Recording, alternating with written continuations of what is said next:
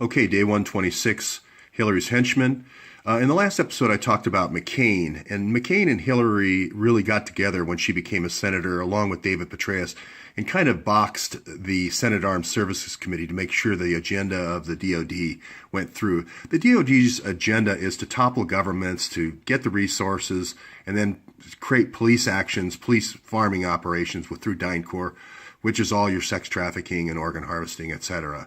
So when I say there's a deep state, I'm not saying it's Democrats for Hillary and Republicans for McCain. I'm saying it's DOD plants versus people who are more democracy oriented.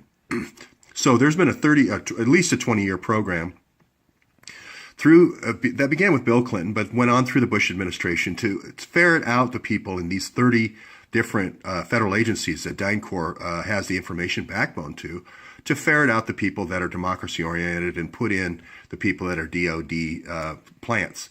That program was called the Presidential Decision Directive 62, sorry about that, and that was signed on in May of 1997. Basically, it called for disruption, and a disruption campaign is called an anti-insurgency campaign. It called for the CIA to bring their kind of dirty tricks and tactics and so forth and combine them with the FBI.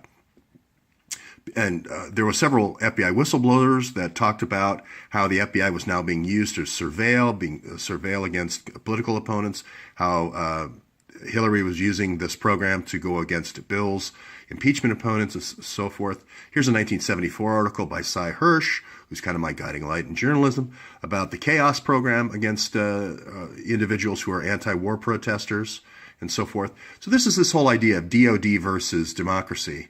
And these are just two examples. This was kind of a rebirth. PDD 62 was kind of a rebirth of this old chaos program, only a little bit nastier. Okay, so tonight you're going to hear about White Helmets. It's probably going to win the documentary award, Academy Award for documentary.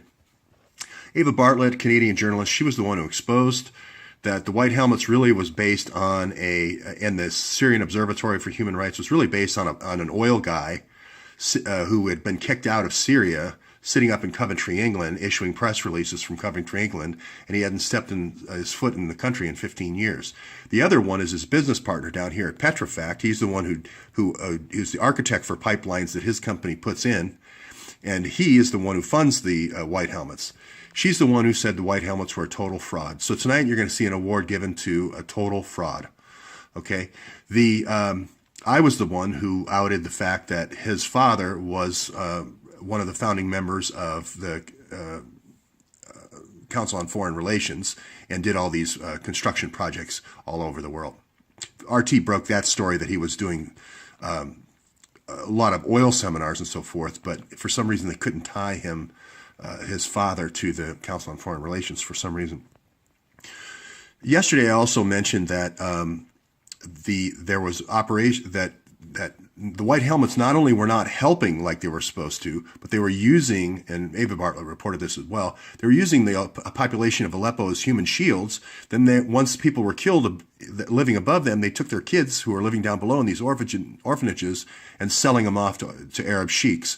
I said the same thing was happening in Mosul, and that this Iranian doctor that I mentioned earlier they were shelling out these bodies in Mosul. This reporter, Shifa Gardi, was murdered yesterday, murdered yesterday. She was the one who reported on that group of bodies, that mass grave outside of Mosul. So again, I don't know why these women are the best at being able to see through these really slime balls, but anyway, she was murdered for that exact reason. Here again, I'm saying to Mike Morell, you cannot kill everyone. The truth is going to come out. It's just so much easier to tell the truth. You'll get your agenda. Just say we want to go in and take the oil. Trump will push it with Tillerson. You don't have to murder everyone who comes out and tells the truth.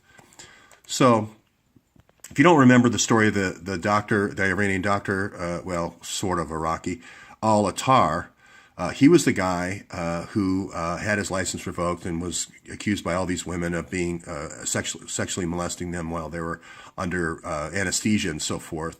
He's the one who goes all the way back to Paul Wolfowitz of being one of these shills that's brought in once the government is toppled to sign and stamp a whole bunch of contracts in favor of contractors that were favorable to George Bush.